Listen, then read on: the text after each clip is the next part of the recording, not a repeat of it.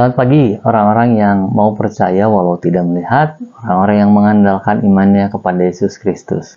Pagi ini kita akan melihat salah satu pernyataan yang dicatat dalam Injil Markus pasal 16 ayat ke-14, dikatakan demikian.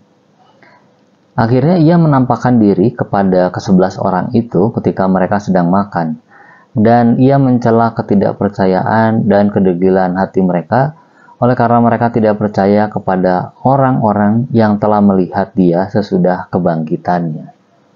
Saudara, sebuah catatan keras dari Tuhan untuk para murid setelah kebangkitan adalah ketidakpercayaan dan kedegilan hati. Kata akhirnya dalam ayat yang tadi kita baca dinyatakan oleh Markus karena sebelumnya Injil Markus sudah mencatat juga ada dua peristiwa lain. Pertama adalah pertemuan Tuhan Yesus dengan Maria Magdalena, kemudian yang kedua adalah pertemuan Tuhan dengan dua orang murid. Dalam Injil Lukas dicatat perjalanan ke Emmaus itu.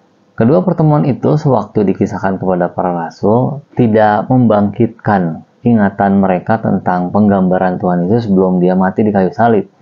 Para murid masih ragu, benarkah Nabi Yesus yang disalibkan itu benar-benar Mesias? Tekanan batin itu membuat sulit menerima kenyataan bahwa faktanya Tuhan Yesus benar-benar sudah bangkit, persis seperti yang pernah dijelaskannya. Mungkin juga para murid tidak langsung percaya kepada para saksi lain, karena mereka merasa derajat mereka lebih tinggi dibandingkan para saksi tersebut. Bukankah para rasul dipilih Tuhan secara langsung sehingga mereka juga akan berjumpa Tuhan kalau dia benar-benar bangkit?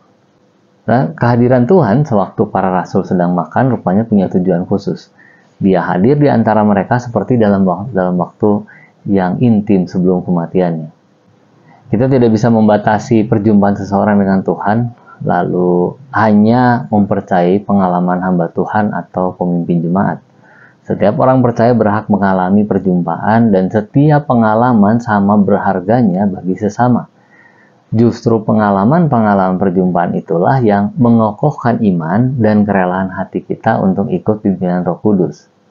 Mari tidak mengabaikan kesaksian demi kesaksian, malah sebaiknya kita semakin bersemangat untuk bersaksi satu dengan yang lain.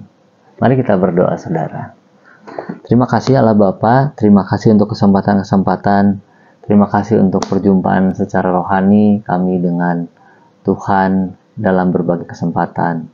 Kami mau terus menjadi saksimu, memperkatakan kesaksian kami masing-masing, supaya nama Tuhan boleh semakin dikenal luas, nama Tuhan boleh semakin menguatkan kami. Dalam nama Tuhan Yesus kami menyerahkan seluruh doa permohonan ini. Amin. Mari terus bersaksi kepada sesama, damai sejahtera dari Tuhan Yesus Kristus menyertai.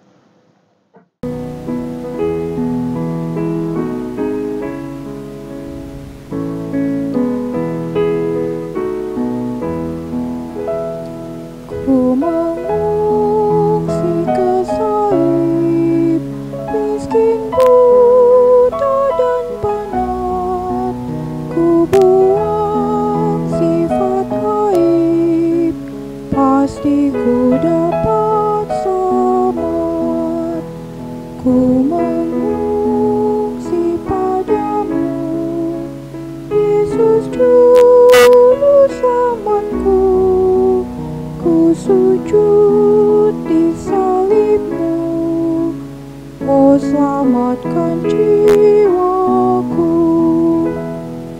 Lama hatiku rindu akan Juru Selamatku. Ku dengar suaramu, ku hapuskan dosamu. Ku mengungsi padamu, Yesus Juru Selamatku.